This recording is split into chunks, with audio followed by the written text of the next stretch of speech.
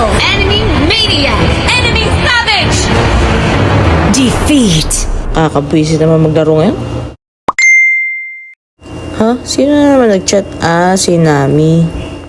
Good evening, everyone. New week to na topics area report for Saturday. Please be ready, group 1 to 4. Thank you.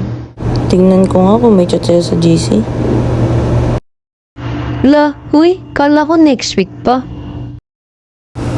Guys, may sasabihin ako. Pero huwag kayo matatakot ha. Pero may nakita ako na TikTok account na may videos. Malamang, TikTok yun eh. May video talaga yan. Hahaha. Alam ko. Pero nakakatakot kasi. Kamukha natin sila. Ha?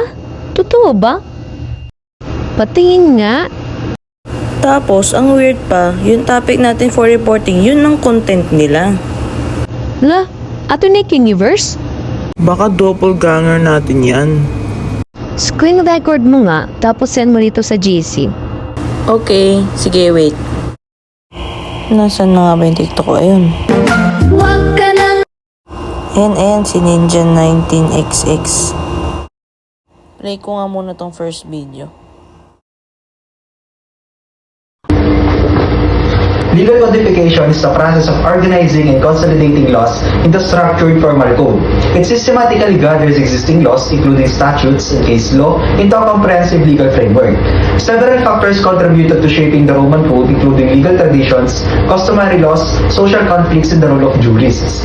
One of the earliest codification of laws was by a special commission of 10 men, also referred to as the Semviri, who wrote the 12 tables.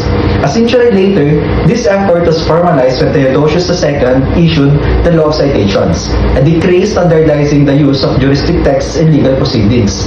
However, rather than simplifying the legal system, this measure became a burden on juristic authority and was devised as merely provisional instead of substantive legal reasoning. As a remedy, Theodosius II appointed a commission to draft a legal code consolidating existing law, later called Theodosian Code, which covered civil, criminal, military, and ecclesiastical law. This code sought to bring order to legal practice by compiling over 3,000 constitutions from the time of Constantine to 438 AD into 16 books arranged by topic. While Roman law appeared to be heavily reliant on judicial interpretation and juristic writings, effort to further intensify the codification were promulgated. The most significant of which came under Emperor Justinian I, which was called Corpus Juris Civilis or Justinian Code. The codification of law helps identify inconsistent, duplicate, and/or ambiguous laws. Additionally, codification creates a uniform source that is easy to access for both professionals and the lay public.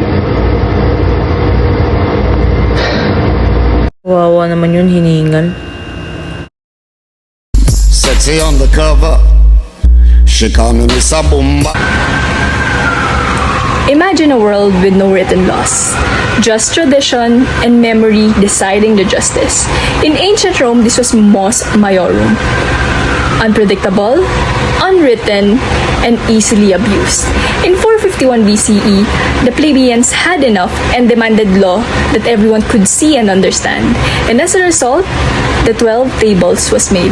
The 12 Tables was the first written legal code carved onto the bronze tablet. But as Rome grew, it faced a legal challenge. What about non-Romans living under Roman rule? As a solution, Ius Gentium was made, or the law of the nation, a set of rules that applied to everyone, making legal system fair and more adaptable. As Rome expanded, its laws needed to keep up. Jurists and legal experts took on the task on refining and interpreting legal principles. By 438 AD, Roman law had become a giant tangled mess. To fix this, Emperor Theodosius II introduced Theodosian Code, an attempt to organize a century of laws into a clear system. But even that was not enough. Laws kept piling up, creating more confusion than clarity. Rome needed a more lasting fix. And so, this was the beginning of the codification of the Roman law. Okay, next.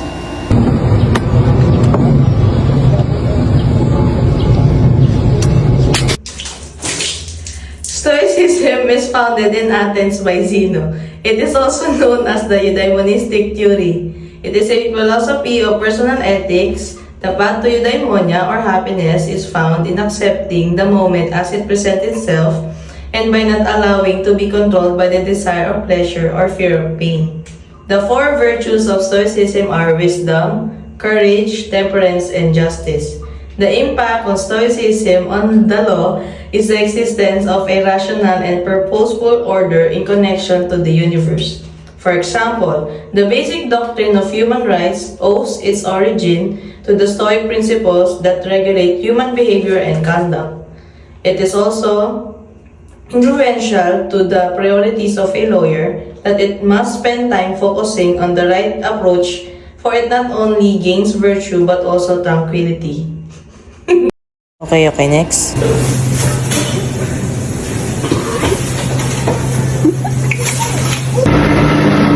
Today, legal foundations throughout the West are built upon the Roman legal system, with the Code of Justinian, also known as the Corpus Juris Civilis, being arguably the most influential. These were compiled and simplified centuries of Roman law to ensure a more efficient jurisprudence, and due to its survival, it would form the foundation of the modern jurisprudence. The work had four parts: the Codex, which resolved inconsistencies, eliminated outmoded legislation, and modified outdated laws to fit their modern needs. Second is the Digesta, which compiled the writings of the great Roman jurists. It constituted both the current law of the time and a turning point in Roman law. From then on, the sometimes contradictory case law of the past was subsumed into an ordered legal system. The third is the Institutiones, which was a basic textbook for beginning law students. It was based on earlier texts, including some by the great Roman jurist Gaius, and provided a general outline of legal institutions.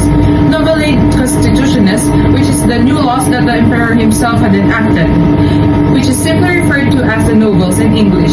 The majority of Justinian's novels dealt with church and governmental law. Many of the laws contained in the Codex were aimed at regulating religious practice, included numerous provisions served to secure the status of Christianity as the state religion of the empire, uniting church and state, and making anyone who was not connected to the Christian church a non-citizen. The corpus provides a valuable insight into the concerns and activities of the later Roman Empire. Justinian I was focused on bringing together law into one single governance. His goal was to eradicate the inconsistencies of the legal system throughout the empire and increase the efficiency of dealing with legal cases. Okay, last one. Did you guys know that the Filipino people lived under a native system of customary rules? A legal system similar to that of Rome's did not necessarily exist, at least in its written form. However, this changed during the advent of Spanish colonization as they imposed on our ancestors a new legal framework. As a consequence, the country's legal framework and history is heavily influenced by Western civilization. In fact, it has been noted by the Code Commission on drafting the 1949 Civil Code of the Philippines that, here I quote, "The Philippines is a rightful beneficiary of the Roman law. It is but natural and fitting, therefore, that when the young Republic of the Philippines frames its new civil code, the main inspiration should be the Roman law as unfolded in Spain and other civil law countries." So, besides the codification process itself, which is on its own an influence of Roman law and legal systems, traces of actual Roman law persist with regards to the current iteration of the Philippine Civil Code. Similarities on our own codes and that of Rome's are present in the way we perceive the nature of law, the law of persons, the law on property, and plenty more. The necessity, therefore, of understanding, even on a surface level, the concepts of Roman law remain relevant even to contemporary legal studies. Despite the geographical distance of the Philippines from Rome, its impact runs rampant through our contact and histories with Western countries and cultures. Yan, pwede ko na i-send. Uy, Gagi, Ril, may kapatid ata ako sa labas. OMG, twin ko ba yan? OMG, ang creepy naman ang kamukha ko. My goodness, pak na pak pagkapareho ng kilay namin ha. Guys, alam nyo, gawin na lang kaya natin muna yung paper. Wahahaha, dami segue. Sige, saka na natin isipin yung report. Send ko G-Docs. Sige, tapos sasaya na tayo ng parts. Mamaya na ako gagawa. Lalaro muna ako. A few moments later.